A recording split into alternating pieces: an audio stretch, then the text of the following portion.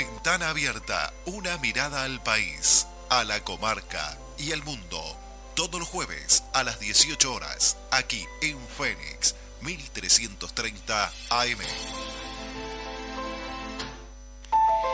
Buenas tardes, audiencia. Quien les habla, Heraclio La Bandera, tiene el agrado de presentarles una nueva edición de Ventana Abierta. Hoy me acompañan Néstor Grajales y Alex Martins en un programa que se da en una semana muy urticante. ¿Usted qué opina, sí, don Alex? Muy movida la semana, sí, sin duda. Porque además uno observa datos de la realidad, uno, digamos, testea. Yo tengo la costumbre de testear un poco la sociedad, ausculto la sociedad mirando las redes. Sí. Si bien es cierto que es una burbuja las redes, yo tengo una colección, digamos, de seguidores. Sigo mucha gente que es de mucho pelo distinto, un poco para tener una visión más decantada del asunto.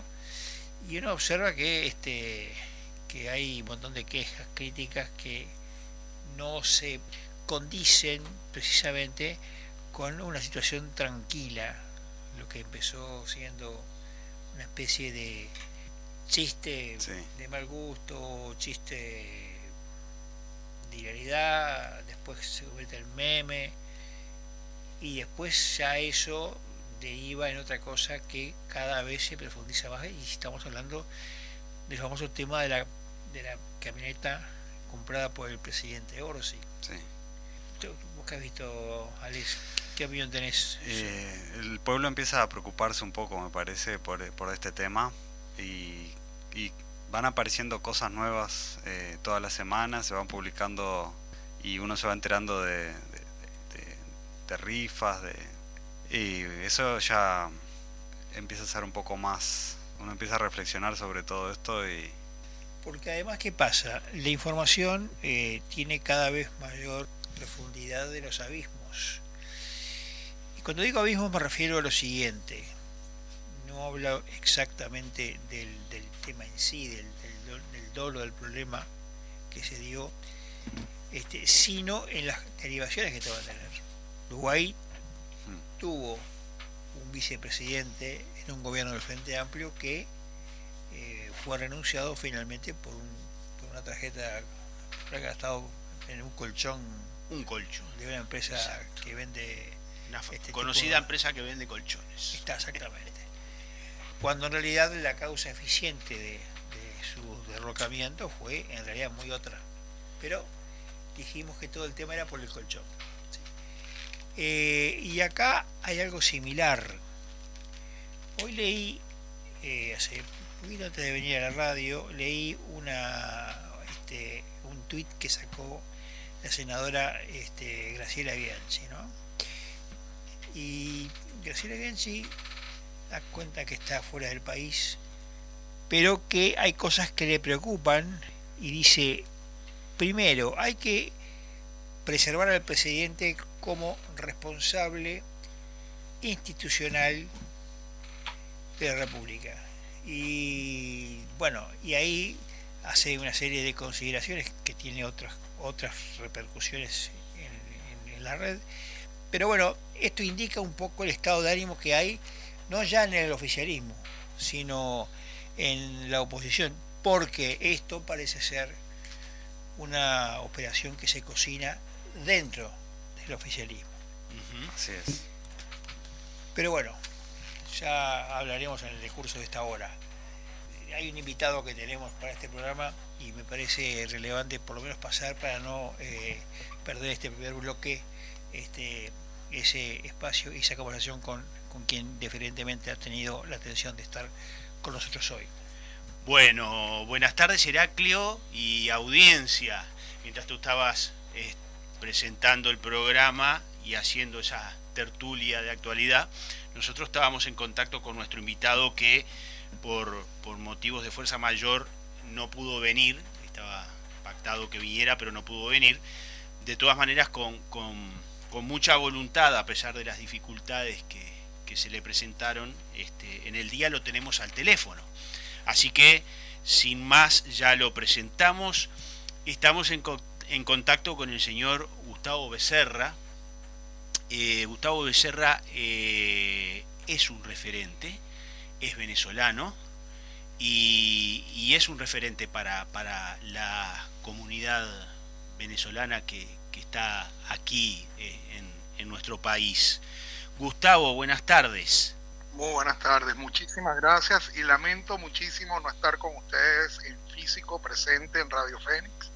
De verdad que para mí es un honor estar con ustedes, que ustedes le abran la puerta a un venezolano para hablar de lo que está sucediendo en el país y para hablar en nombre de mi comunidad. Bueno, bienvenido Gustavo, claro que sí. Gustavo, te hago una pregunta en 2 o 3 partes. ¿Desde cuándo está usted por aquí, por Uruguay? ¿Cuál es el rol que desempeña aquí? Y la parte más importante de la pregunta es, ¿qué lo motivó a venir a Uruguay, a dejar Venezuela y venir a Uruguay? ¿Y cuál cree usted, a su juicio, que es la motivación que muchos venezolanos tuvieron para dejar su país y emigrar a otras tierras, como el caso nuestro y otros países? Bueno, mira, muy sencillo. Vamos a empezar por la primera pregunta. Tengo 8 años en Uruguay. ¿Qué me motivó a venirme? Fue una crisis política institucional. La Venezuela que yo dejé en el año 2018 fue una Venezuela que estaba llena de anarquía, donde había carencias de todo tipo de servicios, carencias económicas, donde había un nivel de inseguridad extremadamente alto. Y realmente yo primero pensé como padre, porque yo tengo 3 hijas, y luego pensé inclusive en mí mismo. Entonces vi la oportunidad de emigrar, a pesar de que salí de mi país teniendo 42 años de edad. Tuve la posibilidad de emigrar y salí del país. Mira, yo diría que con un gran sentimiento, porque salí huyendo del país que amo, de un país al cual yo le tengo el mayor amor y respeto que puedes imaginar. O sea, yo era de los venezolanos que sale a la calle y bueno, prefería tener mis bolsillos llenos de basura antes de tirar basura en la calle, por ejemplo, ¿no? Y eso es un detalle mínimo, ¿no? De tantas cosas, de ese valor que yo le daba a mi país y a mi ciudad, a mi gente. Y lamentablemente dejarlo bajo esas perspectivas fue muy duro. Fueron años inclusive donde al principio tuve duelo migratorio de ese arraigo de la tierra que me dio a nacer, pero luego descubrí un Uruguay primero un Uruguay muy, muy solidario, un Uruguay que me abrió las puertas. Conocí muchos uruguayos de verdad de una dimensión de atención hacia uno, que nos enseñaron y nos devolvieron esa visión de que estamos viviendo en una segunda casa. Y eso fue lo que vivimos en Uruguay, lo que yo viví, si tú me preguntas, lo que he vivido a lo largo de estos años. Sin embargo, a partir del año 2023 me tocó asumir el rol primero de ser parte de lo que fue el proceso de las elecciones primarias de Venezuela, que sin duda fueron la punta del iceberg o la punta de partida para que María Corina Machado fuera reconocida como la referente de los venezolanos, ¿okay? La única líder unitaria de los venezolanos, que fueron esas elecciones que fueron el 22 de octubre del año 2023.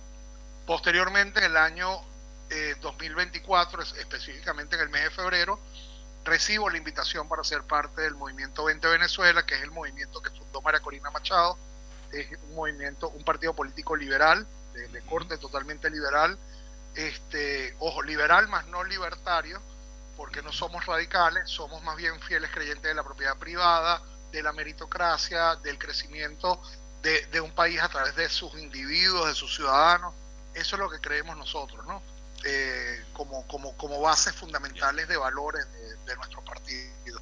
Y eso fue lo que me atrajo. Aparte de eso, María Corina Machado venía ya con un proyecto bajo el brazo, un proyecto de gobernabilidad y reconstrucción de un país que se llama Venezuela Tierra de Gracia.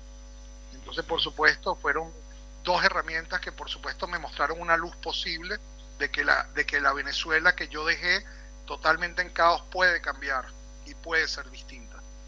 Claro. Gustavo, tú mencionabas las elecciones. El régimen venezolano no reconoció y mucho menos acató el resultado de las elecciones democráticas en Venezuela. Y tras cartón, profundizando la crisis, bueno, termina un proceso a principios de este año con la extracción de Nicolás Maduro, requerido por el gobierno de Estados Unidos, extraído y llevado y juzgado en Estados Unidos. ¿Qué lectura ustedes hacen de ese acontecimiento? ¿Qué valoración, qué juicio tienen sobre ese acontecimiento, sobre el papel de Estados Unidos, sobre el papel de Trump? ¿Qué expectativas tenían de eso? Y ahora, transcurrido unos meses, ¿qué decir? ¿Qué pasa ahora? ¿Qué pasa, bueno, mira, mirando para adelante?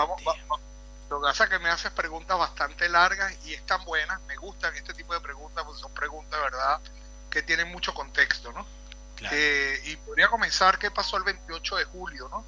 El 28 de julio fue un acto apoteósico que vivimos los venezolanos, donde participamos en unas elecciones que sabíamos que estaban llevadas por un Consejo Nacional Electoral que estaba totalmente amañado por el régimen. Y con todo y que estábamos conscientes de eso, durante meses nos preparamos para crear una gran estructura operativa electoral, ¿ok? Que nos permitiese desenmascarar la trampa, el fraude que iba a hacer el régimen. Y ese fue el principal resultado que obtuvimos con estas elecciones.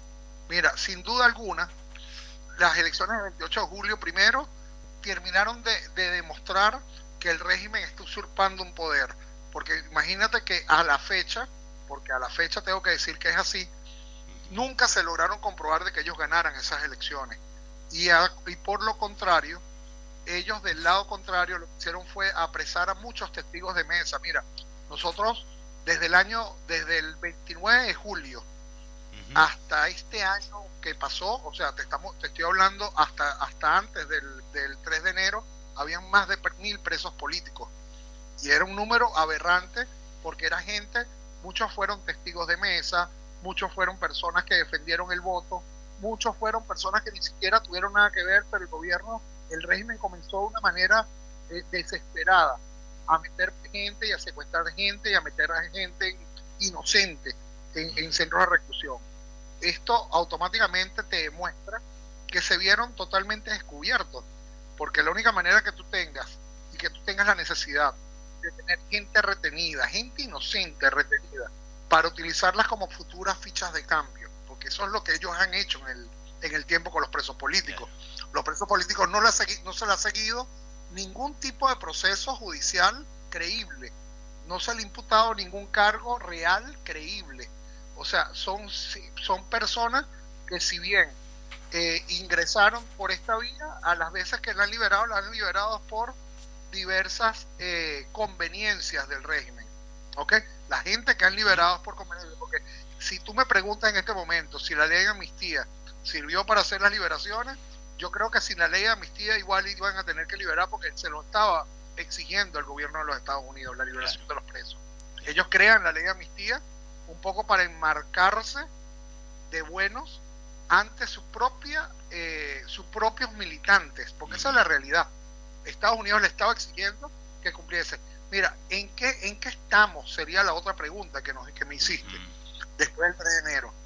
Después del 3 de enero entramos en un proceso, primero, tal cual como lo ha dicho el secretario de Estado Marco Rubio, en un proceso primero de desmontar toda la estructura del régimen. No es algo sencillo, no es algo fácil. El régimen lo que hizo a lo largo de esos 27 años fue construir una red criminal que se arraigó en muchos espacios dentro de Venezuela. Haberlo hecho por la vía de las armas hubiese costado muchísimas vidas. Y yo creo que lo que hizo el gobierno del presidente Donald Trump a través del Departamento de Estado fue establecer un articulador interno del régimen para que fuese desarmando las estructuras. Y si a ver vamos, ya en este momento sus estructuras de control, como era la fiscalía que manejaba Tarek William Saab, inclusive las estructuras de control que habían en algunas fuerzas, inclusive las fuerzas paramilitares, han sido totalmente diezmadas. No te digo al 100%, Claro. pero están prácticamente totalmente diezmadas. Y yo creo que en un corto plazo deberíamos estar pasando a una tercera fase electoral. Nosotros estamos organizándonos y es parte del trabajo importante que estamos haciendo en cada uno de los países y nos estamos preparando para unas futuras elecciones. Y eso es lo que estamos haciendo en función de presionar de que esa tercera fase del calendario electoral se cumpla. El cambio real en Venezuela viene a partir de que vengan esas elecciones y cambie el régimen, que salga el régimen, porque hay que entender que mientras el régimen o que hayan estas personas del régimen en el poder, la Venezuela no va a cambiar. Hay gente que me pregunta, pero Venezuela cambió después del 3 de enero, todavía no ha cambiado. Venezuela vive en la misma crisis de servicios, la misma crisis económica, la misma crisis social la vive Venezuela. Y eso no va a cambiar salvo que toda la estructura del régimen salga, porque Delcy Rodríguez es parte fundamental de esa estructura del régimen. Delcy Rodríguez no es una persona aislada a ese régimen. Claro. Ella ha sido parte del régimen a lo largo de todos estos años. Becerra, Heraclio de la Bandera, le habla aquí. Estoy siguiendo atentamente su descripción y hago hincapié en algo. Usted dice que la siguiente fase, esta tercera fase que debería empezar a instaurarse o a operarse, digamos, tiene que ver con el tema elecciones. Bien, no, la pregunta que me surge a partir de esa aseveración es, ¿se desconoce por lo tanto el resultado en el cual generó todo este conflicto, en definitiva, de cuando el candidato de la presidencia de la oposición ganó en una forma mayoritariamente, groseramente mayoritaria, y el régimen quedó, digamos, en evidencia en cuanto a su movida fraudulenta? Pero la idea no es reconocer a ese gobierno, vamos a decir, sacado a la fuerza al régimen, que va a haber una transición, se va a llamar a elecciones nuevamente. A ver, esa parte, si usted me puede explicar un poquito con más detalle, le agradecería. Definitivamente la vía va a ser electoral, la vía va a ser 100% electoral. Yo creo que la participación del presidente Edmundo González ha sido fundamental, sí, en poder crear todas estas alternativas para que llegue ese calendario electoral. Nosotros sabíamos que iba a ser complicado y que inclusive para el mismo gobierno de Estados Unidos es complicado decir yo voy a colocar en el poder a Edmundo González porque ganó las elecciones. Eso no se puede hacer porque realmente no es constitucional hacerlo. Lo que sí en este momento es viable es guiar ese proceso de elecciones. Nosotros reconocemos y los venezolanos reconocemos el triunfo del presidente Edmundo, pero también conocemos que después del contexto del 3 de enero, la única vía que vuelva el hilo democrático es a través de elecciones.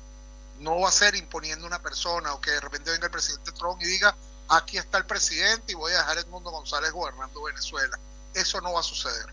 Y no va a suceder porque ahí sí estaría en tela de juicio todo lo que está sucediendo ante la comunidad internacional. Entonces, lo único creíble, lo único que realmente se avalaría como cambio político sería un proceso electoral que se gane de manera transparente y donde no pueda ser refutado el resultado. Y en ese orden ya comience ahí el proceso de transición. Ahora, cuando otra cosa que me surge un poco de sus palabras, es notorio que María Corina Machado llegó después de un proceso largo, de un recorrido largo dentro de la oposición. Hubo distintos intentos que fracasaron notoriamente. No es el asunto inventariar acá que fracasó de la oposición, pero hubo anteriores intentos. La pregunta es, y entonces a uno le queda la idea, visto la distancia, de que la oposición ha estado fragmentada y eso ha generado, digamos, las ineficacias o ineficiencias como para poder desalojar el régimen en forma, vamos a decir, rápida, por otra vía. La pregunta es, esa perspectiva del llamado a elecciones, ¿es algo que cuenta con el consenso de toda la oposición venezolana o es solamente la oposición de 20 Venezuela, que es el grupo de María Corina Machado? Obviamente que que impresiona como el grupo, digamos, más relevante, más hegemónico dentro de la oposición. Pero toda la oposición venezolana, de la que está trabajando, digamos, en esta salida, digamos, más plausible, ¿está de acuerdo en esa lectura del plan, digamos? Mira, hay que entender lo siguiente, y es que nosotros como bandera y como proyecto es que queremos que vuelva la democracia. Y para que las democracias regresen, tiene que volver el multipartidismo al país. Es fundamental y necesario. Nosotros somos fieles creyentes del multipartidismo, a tal punto que María Corina Machado en la semana del 22 al 24 de mayo estuvo en Panamá. De hecho, se cuestionó muchísimo las reuniones que tuvo con distintos factores democráticos de Venezuela. Pero lo que no lograron leer efectivamente es que esas reuniones eran necesarias precisamente para lo que usted indica. Esas reuniones eran necesarias para que primero surgiera el manifiesto que se escribió en Panamá, un manifiesto que simplemente lo que dice es que todas las fuerzas democráticas de manera alineada colocan o seleccionaron como única vocero para sentarse en la mesa con el gobierno de los Estados Unidos e incluso con el régimen, como interlocutora es a María Corina Machado. Aquí no es un tema de 20 Venezuela. 20 Venezuela, estamos claros que es un partido político, es el partido político al cual yo pertenezco, pero más allá de eso, la mayor necesidad que tiene Venezuela es que el multipartidismo regrese. El régimen se encargó desde hace muchísimos años de acabar con los partidos políticos, y ahora es el momento que los partidos estén renaciendo. De hecho, esa aseveración te la digo porque ya los partidos políticos dentro de Venezuela están haciendo asamblea ciudadana, están haciendo encuentros, están participando en actividades en pueblos, en ciudades, en distintos espacios dentro de Venezuela. Y nosotros somos los principales defensores de la democracia a través del multipartidismo. En este sentido, yo lo único que sí te puedo garantizar es que están apoyando unánimemente a María Corina Machado. María Corina Machado la están apoyando unánimemente para ser la candidata única de la oposición, y a su vez para ser inclusive la única interlocutora que se siente en esa mesa. Imagínate, es una mesa de 3 patas, es una mesa azul, una mesa roja y una mesa azul y roja, que son los Estados Unidos. María Corina Machado es la única voz que está validada por el manifiesto de Panamá para sentarse en nombre de toda la oposición. Está bien, y tienes toda la razón, hubo muchos errores en el pasado, pero en este momento esa fractura no existe en la oposición. Esa oposición se consolidó en Panamá en la semana del 22 al 24 de mayo, y seleccionaron y escogieron a una sola vocera para sentarse a negociar con los Estados Unidos el calendario electoral. Gustavo, se nos está terminando el tiempo de nuestros primeros 2 bloques y de esta entrevista. Nos une un conjunto de valores con lo que usted está expresando, nuestra condición de liberales, nuestra condición de demócratas y republicanos. En ese sentido, no quiero terminar la entrevista sin preguntarle, a cuenta de otras tantas charlas que seguramente vamos a tener en el futuro, usted que convive con los uruguayos y que tiene esas mismas condiciones que tenemos nosotros, ¿usted advierte alguna señal de alerta o de preocupación que los uruguayos debiéramos tener o poner atención en cuanto pudiera ser algún tipo de señal de debilitamiento de nuestra república, de nuestra democracia? ¿Ve algún tipo de señales? Usted que ha vivido un proceso complicado en su país, acá como espectador, ¿ve alguna señal de ese tipo? Bueno, en ese sentido yo creo que yo diría más que como espectador, veo como persona que viene del futuro ante algunas cosas, ¿no? Hay una de las cosas que más me ha tenido preocupado, y es la presentación de una propuesta para crear un Ministerio de Justicia aquí en Uruguay. Una de las cosas que yo creo que es muy necesario para las democracias es que los poderes sean independientes. y los poderes, para ser independientes, no pueden tener ataduras al Ejecutivo. Y un Ministerio de Justicia une al Ejecutivo al sistema judicial de un país. Entonces, yo cuando vi esta propuesta, de verdad la difiero, porque Venezuela se empezó por esa vía del Ministerio de Justicia. Claro. Y lamentablemente, mira hasta dónde llegamos, hacia dónde fuimos. Claro. Entonces, cualquier posibilidad, cualquier cosa que permita que se unan los poderes al Ejecutivo no es bueno para ningún país. Los poderes de los países tienen que ser independientes, el poder judicial, el poder electoral, el poder legislativo, tienen que ser totalmente independientes al Ejecutivo, y el Ejecutivo por supuesto tiene que ser independiente también. Claro. Entonces, para que las democracias realmente funcionen. Entonces, en ese sentido, estoy muy observador de ese proyecto, y creo que, al igual que cualquier vulnerabilización de la propiedad privada, tampoco, o sea, ningún proceso de expropiación nosotros lo vamos a ver positivo bajo ninguna figura, porque las expropiaciones es un proceso de vulneración directa de la propiedad privada.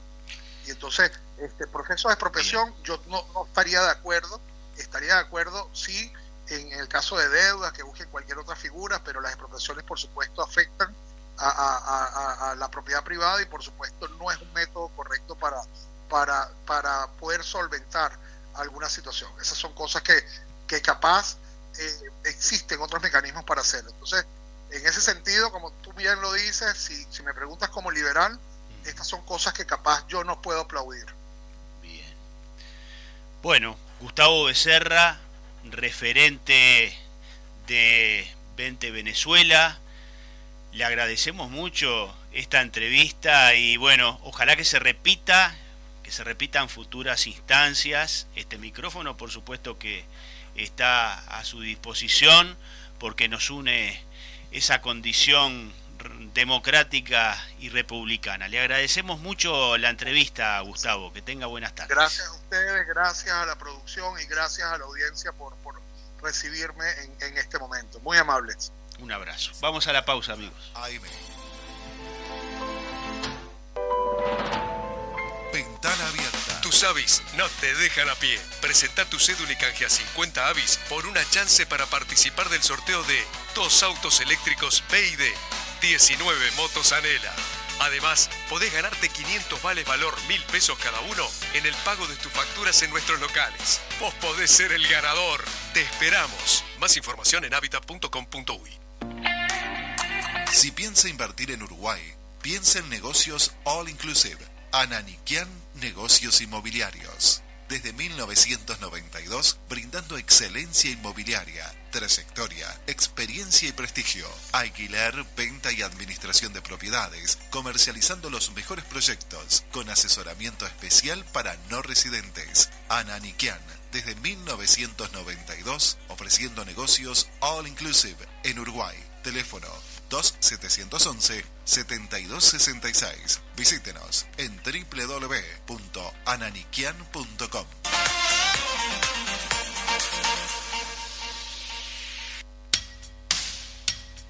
Cuando necesite solucionar de modo fácil los trámites difíciles en BPS, DGI y Ministerio de Transporte, consulte a los gestores de gestiones.ui.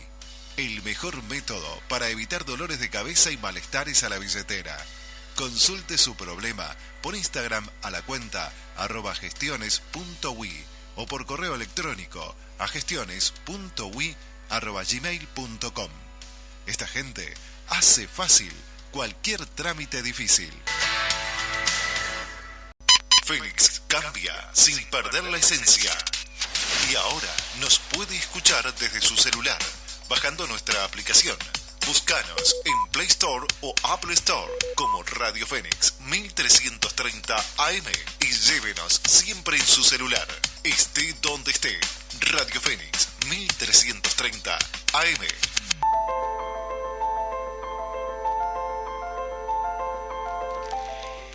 Y seguimos con la ventana abierta, mirando el mundo, la comarca y los lugares lejanos.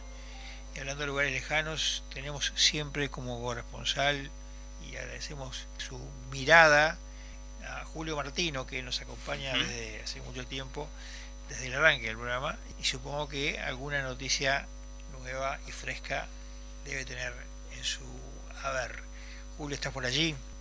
Sí, con un gran gusto. Un saludo para ustedes, para compañeros en el estudio y a la audiencia de un programa que piensa las cosas en perspectiva distinta, ¿verdad? Lo cual no es común. Gracias, Julio. Contanos un poquito cómo es el escenario europeo de estos días, que además estás en un lugar que es el ojo de la tormenta en Europa, ¿no? Como España. Efectivamente, con un pequeño paréntesis nacional, si me lo permites. Sí, claro. Que, como tú comprenderás, todo lo de Uruguay me tiene presente y pendiente. Y te lo pregunto, porque la verdad que me sospecho que pueda estar sucediendo. Puede estar sucediendo que el Partido Comunista esté generando una operación dentro del Frente Amplio para destituir al presidente y colocar a Carolina Cose en su lugar, aprovechando las circunstancias. Sí, ya hay muchos que lo están diciendo en voz alta. Falteo eso. Sí. Ya lo están diciendo en voz alta. En voz alta, sí. Hoy, por ejemplo, ya en un programa muy popular, que es el de Pettinati, que tiene ahí una tertulia habitual con el ex diputado Eduardo Luz, hablaba y decía exactamente eso, ¿no? Luz le contestaba lo mismo. Hay decenas de tweets acá en la vuelta comentando por ese lado, ¿no? Hay memes también mostrando por supuesto. Ese aspecto y diciendo, bueno, lo que está detrás de esto es Brujilda, ¿no? Pero además, y esto es un dato que sigue, porque lo comentábamos al llegar a la radio, yo ahora observo que un montón de, ¿viste? Esos trolls que uno ve que siempre critican a los sectores de derecha o los sectores antioficialistas, hoy esos mismos trolls están hablando mal de Orsi. Y a su vez encontramos, y creo que sería la prueba del 9 a tu pregunta, Julio, encontramos, por ejemplo, un tuit que yo lo estaba leyendo al principio de la conversación de este programa, de la senadora Bianchi, diciendo que, bueno, estaba preocupada por el tema y que básicamente, para resumirlo, decía, al presidente hay que apoyarlo porque es el presidente de todos, y lo decía Bianchi. Claro. Así claro, que claro. Lo que tú estabas preguntando, Julio, es un secreto a todas voces. A gritos. Parafraseando aquel refrán que tú debes de rememorar seguramente, que dice: ¿cómo estará la cañada que hasta el chancho la cruza al trote? Imagínate que aquí hay mucha gente que está tomando conciencia de lo delicado de este asunto y se está planteando la necesidad de bajar la pelota al piso porque hay que mantener la institucionalidad. Eso significa que el presidente Orsi debe continuar al frente en su mandato y lo que está por detrás, ¿sí? Lo que tú sugerías, lo que tú preguntabas, está inquietando a muchos actores del sistema político y público entusiasta de los temas políticos, ¿no? Realmente es un tema que ya ha tomado ribetes de preocupación en muchos sectores de nuestra sociedad. Bueno, Julio, contanos. Yo haría una sola reflexión sobre el tema, terminándolo, porque hay algunos temas de Europa que quizás les interesen. Sí. España está de boca abierta y conmocionada, pero redondeando esto, el Frente Amplio ha sido especialista en romper la institucionalidad, así que no nos sorprendería que la vuelva a intentar romper, la ha roto en muchas ocasiones. Y esto que está por... Perdón que te corte, pero te doy un dato también de color que tiene que ver.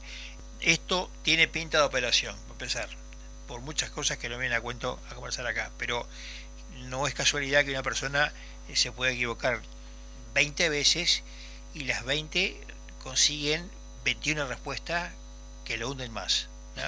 Y el entorno del presidente no ayuda a nada. Pero esto me hace acordar muchísimo a lo que pasó con Sendik. Entonces, donde también justamente un prohijado de Mujica, del expresidente Mujica, fue hundido por su propia boca. y por un escenario que ayudó a echarlo. Bueno, creo que acá también hay una pulseada obviamente política en la interna del Frente Amplio, en donde los actores son distintos, pero los sectores son los mismos. Te escuchamos, Julio. Te cortamos, pero nos enganchamos con Uruguay. Que dejo sobre la mesa, la reflexión que les digo es que si los uruguayos piensan que este gobierno del Frente Amplio ya es casi una pesadilla de ineficiencia, de errores y de disparates, siempre se puede estar peor. Y se puede estar peor si pasan a controlar el gobierno los comunistas. Eso lo tienen que tener muy bien presentes, porque hasta los tupamaros y el MPP, con todo lo negativo y disparatado que tiene su conducta política, es menos malo que los comunistas. Fíjense, el candidato en Colombia nos lo vendieron como el hombre de Petro. El candidato de Colombia, Iván Cepeda, vivió su infancia en Cuba, hijo de un dirigente del Partido Comunista colombiano. Estudió en Bulgaria filosofía y se diplomó en plena época comunista. Fue miembro de la Juventud Comunista Colombiana, del Partido Comunista Colombiano y de la Unión Patriótica.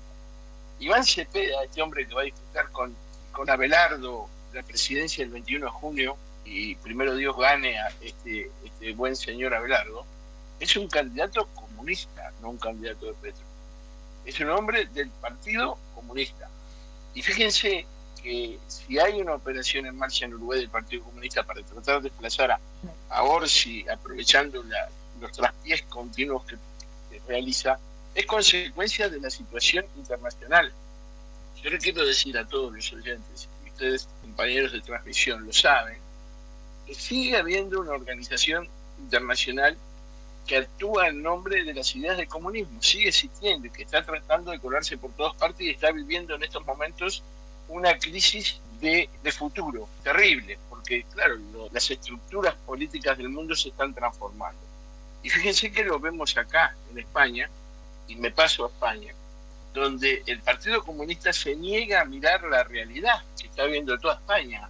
Lo decía yo la semana pasada, y han seguido con la misma cantinela de que la operación contra Zapatero, la operación contra el gobierno de Sánchez y la operación contra el Partido Socialista Obrero Español, desde la justicia, no es una acción lícita de la justicia cargada de pruebas, de documentos, de grabaciones. No hay nada que se haya documentado, tanto como todos estos casos que están siguiendo diversos juzgados contra las tramas corruptas del Partido Socialista, y el secretario general del Partido Comunista Español sigue afirmando que esta es una operación del gobierno norteamericano, de la CIA, que es una provocación.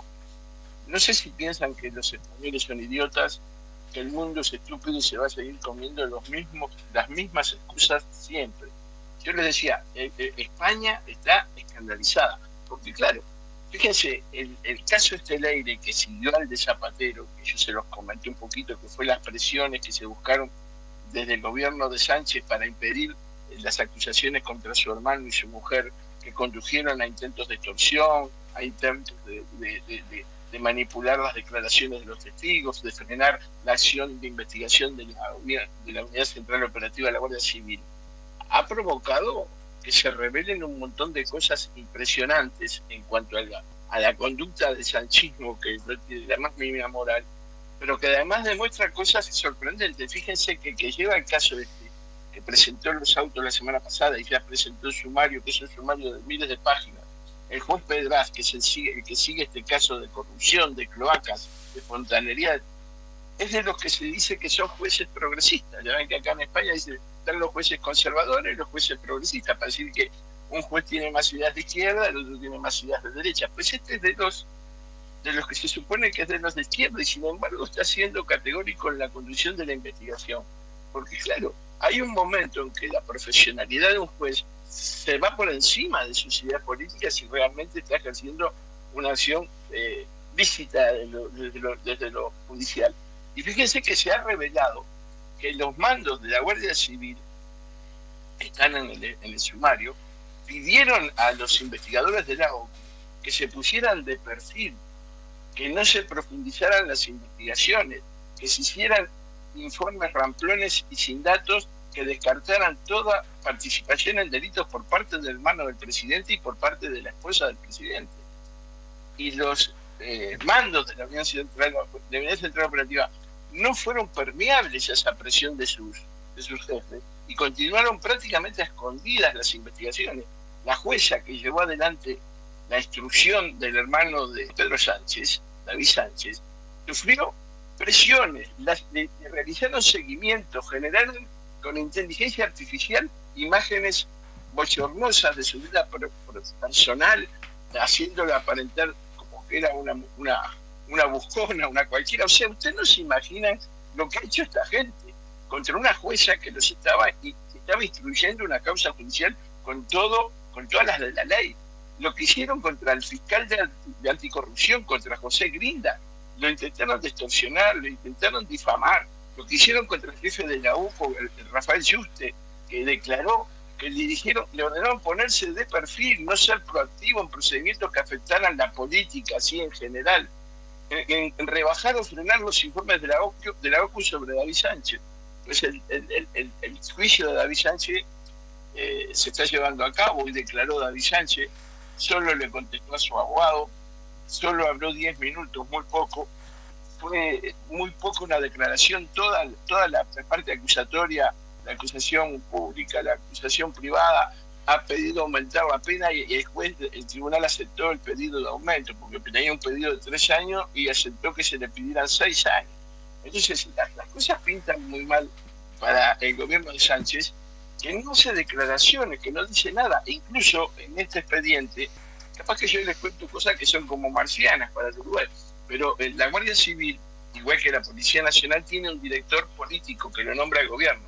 Entonces hay un director de la Guardia Civil, en este caso es una militante socialista que fue delegada política del Partido Socialista en Madrid y que es muy cercana a Pedro Sánchez, que se llama Mercedes González, que ha declarado que ella jamás se reunió con la tal Leire, que es la operadora y controlera, y ahora se descubre con las investigaciones de la OCU que se reunió 3 veces. 3 veces se reunió la directora política de la Guardia Civil con la operadora que estaba llevando a cabo las presiones, las extorsiones, la recolección de información. Y nadie sale a dar una explicación. Nadie acá Sánchez está hablando devotamente de la visita del Papa. Muy bien, Díaz Ayuso le dijo que no sea farsante. Es decir, por no ir a presentar los respetos a los guardias civiles porque había una misa, no fue, porque ha declarado que no cree en Dios. ¿De qué se viene a ser ahora tan adicto al Papa? Porque de cualquier cosa se agarra para poder distraer la atención sobre cosas que le están cayendo y que ya casi son imposibles de soportar. En eso está España. Yo sé que el panorama es muy difícil de transmitir. Les diré que hubo una reunión clandestina de casi 100 militantes del Partido Socialista Obrero Español, pero no fue tan clandestina porque se supo en la sede central de la UGT en Madrid, que es un edificio impresionante, donde concejales y militantes del Partido Socialista se reunieron para ver cómo salen de este asunto y cómo se sacan a Pedro Sánchez de encima, porque muchos socialistas históricos están diciendo que Pedro Sánchez está destruyendo al Partido Socialista. Y yo agrego, ojalá que tenga éxito. Julio, gracias por tu participación, ha sido bastante clarificador, pero es un tema de nunca acabar. Es un poco como lo que pasa acá en estos días. Todos los días tenés noticias y aparentemente ahí también hay noticias. Bueno, Julio, nos vemos la semana que viene si Dios quiere. Cómo no, hasta la semana que viene, con un abrazo.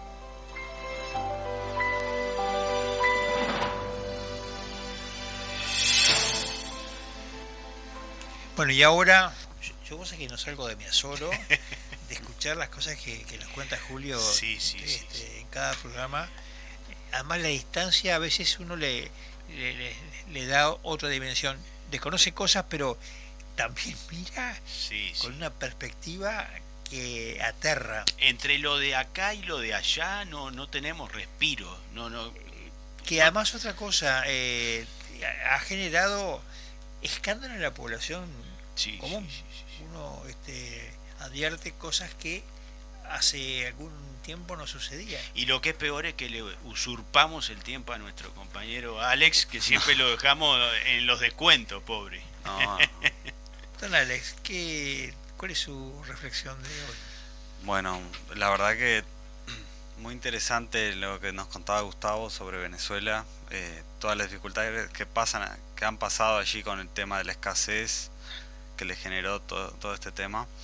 Y bueno, lo que traje hoy para nuestra audiencia es un análisis de un filósofo, abogado, Axel Kaiser, es chileno. Su hermano estuvo en las elecciones en primera vuelta de Chile y salió quinto allí, así que bueno, tiene... Y él tiene su libro que se llama Nazi Comunismo. Está bastante interesante el enfoque que hace, es tratar de... Él habla de la hermandad que tienen el nacionalsocialismo de Alemania con el comunismo, que lo tenemos tan presente y que tanto se habló hoy por acá, ¿no? Y habla de esa moral que se utiliza en estas ideologías, esa moral de colectivista, una moral donde el grupo o el colectivo está por encima del individuo, o sea, sería algo anti-individualista. Entonces ya pertenecer a un grupo te puede descalificar o te puede bendecir de cierta forma a poder hablar de ciertos temas, ¿no? Entonces lo que se habla también es cómo todo lo que obstaculice o impida el desarrollo de ese colectivo, el destino histórico que tiene ese colectivo, eso sería una estructura opresora. Esa estructura, ya sea la familia, ya sea hoy en día se habla del patriarcado. Todo eso serían estructuras que impiden el desarrollo histórico de este grupo que para estas ideologías es tan importante. Entonces, todo aquel que pertenezca al grupo y esté en contra de lo que se defiende para ese grupo, ya se etiquetaría como un traidor, y todo el que esté fuera del grupo y el que está fuera del grupo ya de por sí ya es un enemigo. Claro. Entonces eso ya hace con que sea digno de ser silenciado, o sea, descalificado, y no pueda opinar del grupo. Bueno, esta lógica grupal va en contra de lo que es la lógica individual, que generalmente se defiende desde la perspectiva clásica liberal, donde se sostiene que la opresión es aquella que se ejerce sobre los individuos, ya que tenemos que recordar que no hay un grupo más minoritario, ¿no? El individuo es el grupo más minoritario que existe, entonces deberíamos buscar defender eso. Entonces lo que hay que evitar es que el Estado moderno entonces se pueda convertir en un aparato de represión bajo la bandera de combatir el discurso de odio, o bajo la bandera de no a las fake news. Porque esto que termina sucediendo es que se sacan ciertos temas del debate, se sacan del debate público, se sacan temas de arriba de la mesa, y que no se puedan discutir o debatir de forma que se puedan derribar mentiras, ¿no? O sea, esto me hace acordar mucho a la neolengua en la novela de George Orwell, donde algunas palabras eran directamente eliminadas del vocabulario para que no se pueda pensar en esos términos. Y esto termina, esta utilización del aparato puede llegar a crear ese dominio dogmático, ideológico, de forma que no se impone cierta forma de pensar y no se puedan discutir estas cosas. Entonces es muy interesante cómo el libro trata de conectar esas dos ideologías, también al fascismo, y los concatena con varios puntos que comparten. La verdad que tienen muchas conexiones si uno se pone a pensar. Sobre todo importa porque en general los colectivistas, los que tienen mejor prensa en la actualidad, que es el comunismo y el socialismo, suelen descalificar al adversario con la palabra de fascista, facho, etcétera, y todas las derivaciones lingüísticas que vayan por ese lado. Pero justamente hay que advertir que en el siglo XX, si hubo expresiones de absolutización del Estado, del poder etático y el dominio aplastante sobre el individuo, sobre la persona humana, se ejemplificaron en regímenes totalitarios, así definidos. Uno dice es totalitario como si fuera una acusación. A ver, había estos sectores que son absolutistas en cuanto al colectivismo o en cuanto a instalarse sobre la persona humana que admitían ser totalitarios, o sea, era una condición que se auto adjudicaban. Entonces, creo que de alguna manera la lucha que en el siglo XX se instaló en forma ostensible contra el totalitarismo no debe dejar de verse en este siglo que ya viene corriendo el primer cuarto, ¿verdad? Porque es justamente lo que me parece que es el gran riesgo que tenemos. Sí. Esa hegemonía, por llamarlo de alguna manera, esa hegemonía cultural que intentan imponer los colectivistas, llega a tales límites, a tal extremo, que no solamente ellos categorizan, como nos contaba Alex, no solamente ellos determinan quién es el bueno, quién es el malo, quién es el traidor, quién es el enemigo, sino que además, en el ámbito de la discusión de ideas y del debate, ellos dicen qué es lo que se puede discutir y lo que no se puede discutir, y cuándo y cómo. Si eso no es fascismo, ¿dónde estará el fascismo, no? En realidad, llamémoslo como corresponde, eso es socialismo también. Claro.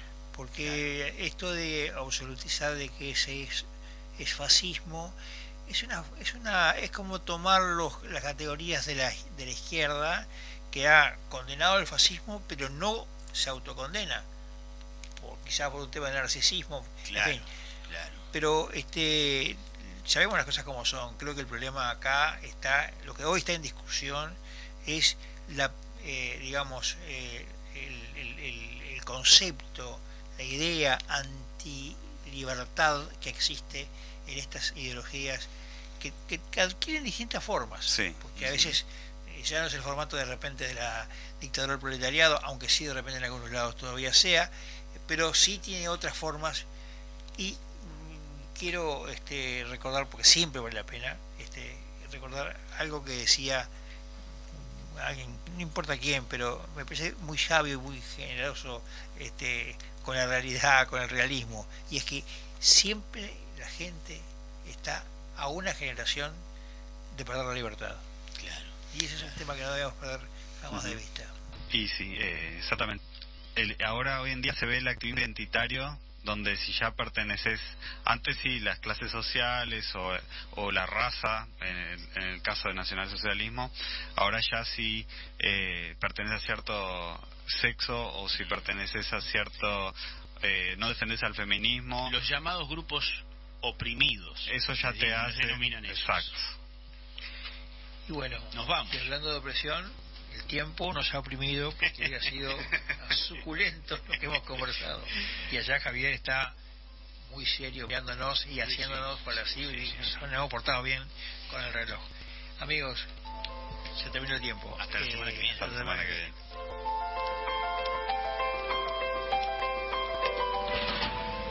Ventana Abierta, una mirada al país, a la comarca y al mundo. Todos los jueves a las 18 horas, aquí en Fénix, 1330 AM.